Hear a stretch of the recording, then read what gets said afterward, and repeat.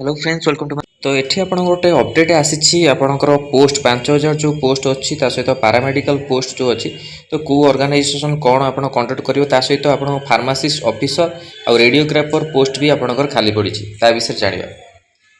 आउ एलटी पदवी भी खाली पड़ी भुवनेश्वर ओडिशा 1735 जन लोक कि जड़े डाक्तर अच्छा विधानसभा विधायक मनोहर रांधारी प्रश्न ये उत्तर रखिंट स्वास्थ्य मंत्री डॉक्टर मुकेश मालिक मंत्री कहते Odisha medical and health services cadre मोट मंजूरप्राप्त डाक्तर पदवी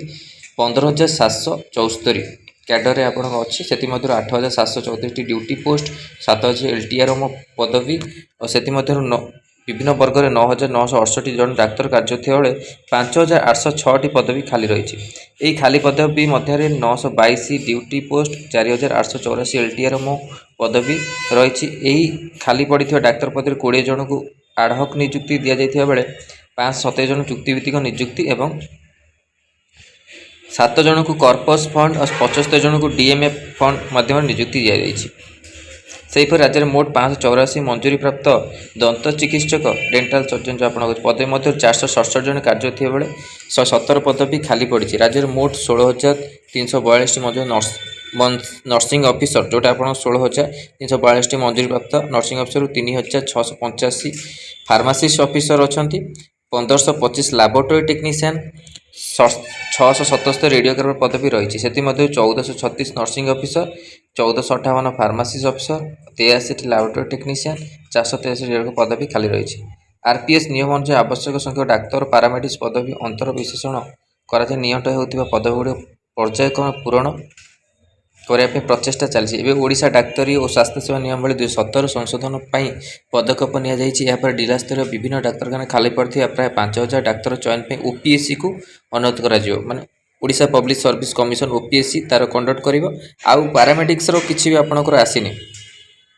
ओपीएससी को आपको कहुई 5,000 डाक्तर कैडर संपर्क 230 जन सहकारी प्राध्यापक को चयन पर ओपीएससी को कहुई खाली पड़ता नर्सिंग ऑफिसर अन्य पैरामेडिक्स पदवी पूरण पर O SSS पक्ष ये आप O SSS पक्ष चयन प्रक्रिया जारी रही अन्य जो आपंकर खाली पड़ता नर्सिंग ऑफिसर अन्य पारामेडिक्स पदवी पूरण पर चयन प्रक्रिया जारी रखी यह बाद जिला और निर्देशालय स्तर चुक्तिभित्तिक नियुक्ति द्वारा पदवी पूरण कर पदक्षेप नि मंत्री कहते तो यहाँ आपणकर अपडेट रोचे जो न्यूज पर आसाला आ 5,000 आपणकर रही ओपीएससी द्वारा आउ जो पारामेडिक्स कौन आसी ना O SSS तो यहाँ आप पुणा पोस्ट को लेकिन लिखी तो रेडियोग्राफर पदवी अच्छी आपको फार्मासीस्ट ऑफिसर भी अच्छी एलटीबी पदवी अच्छी देखो आप केते कौन पदवी आसो आगक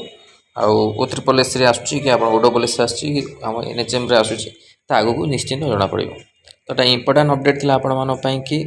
मेडिकल पोस्ट को लेकिन जो कौटी कौन आप पोस्ट अच्छी फार्मासीस्ट पे जो मैंने पचार रेडियोग्राफर जो पे पचारे भी पोस्ट खाली अच्छी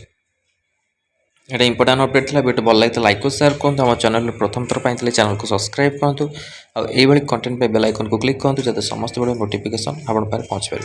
धन्यवाद।